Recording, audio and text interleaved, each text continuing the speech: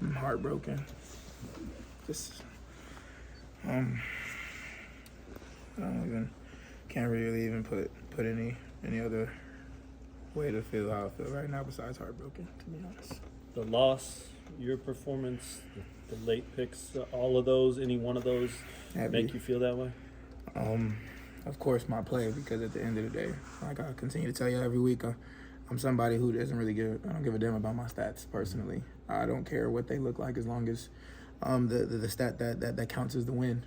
And when my stats are the reason why I feel as if we're losing, that leaves me heartbroken, especially when that's the game that we need to be able to become bowl eligible. And yeah.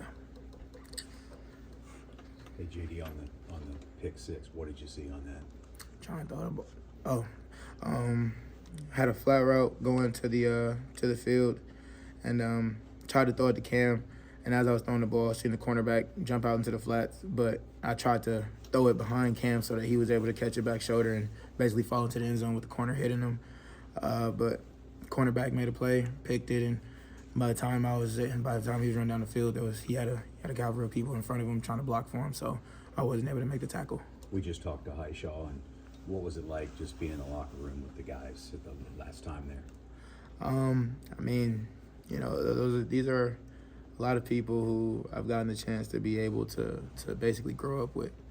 I mean, coming in at 17 as a teenager and leaving at 23, you know, there's a lot of growth in between there. There's a lot of people in that locker room who have, you know, helped me become the person that I am today, who no matter what's going wrong in life, they continue to keep uplifting me, continue to keep letting me know that, you know, I'm somebody that they love, and somebody that, you know, they continue to want to be with no matter what happens on the field. And a lot of those conversations were conversations saying that, you know, no matter what happens on the field, outside of just being a football player, like I continue to tell y'all, you got to be at another player, not just the athlete. And a lot of those guys know me outside of just being a football player, and I think that everything that I've done on a day-to-day basis to try to come in and bring the energy, no matter what's going on, no matter the situation, no matter the scenario, I think it stuck with a lot of those guys. And especially when, for somebody like myself, when I'm feeling down on myself,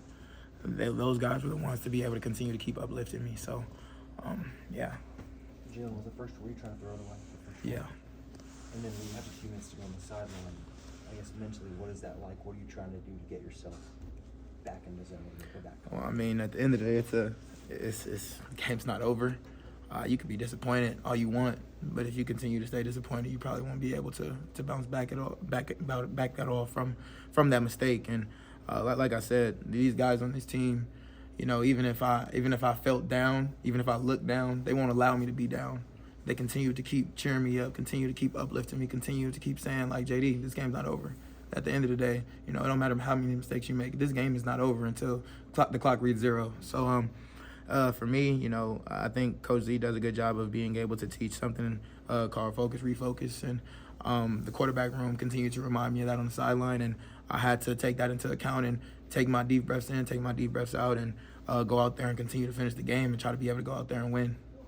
Aisha said he didn't see your head drop. What's that mean to you to know that that's what your teammates saw?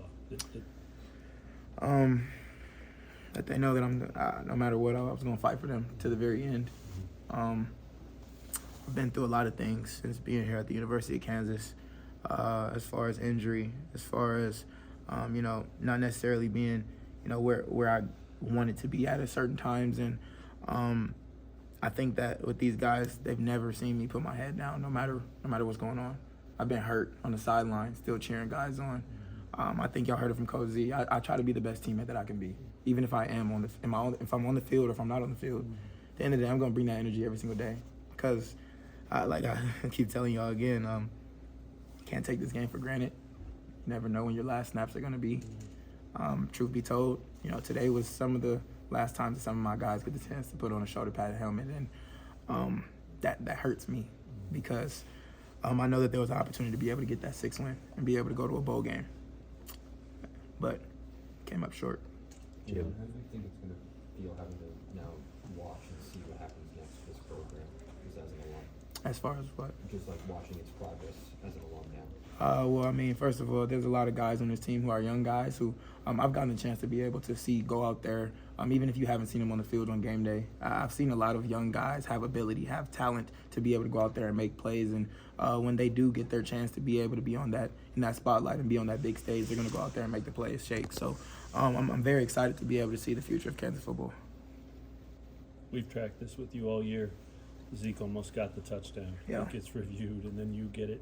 Little lighthearted moment here, but what was that like for you to see him get in and then it gets taken from him? Well, for one, the excitement to be able to see not only on his face, but the guys that were also around him. I knew the celebration that Zeke was going to do as soon as he got into the end zone, so I kind of started looking for him, but I couldn't find him with the excitement from every single lineman, every single wide receiver, every single running back that was in the game that was blocking for him. It took me a minute to be able to find him. Yeah. But once I found him, we were able to do our little celebration, do our handshake. And Zeke came up to me after the game and just said that there's a lot of things that he looked up to me on, a lot of things that I was able to teach him in my time that we've both been here together. And it's things like that means so much to me because I was able to see the emotion in his face. I was able to see the emotion in a lot of my teammates' face. And it's things like that continue to make me feel that I need to continue to keep not only getting better as an athlete, of course, but also as a man, and continue to keep trying to be me, be able to be that energetic person every single day, continue to have that smile around the guys, because at the end of the day, what I've heard today from a lot of my teammates is that stuff is infectious.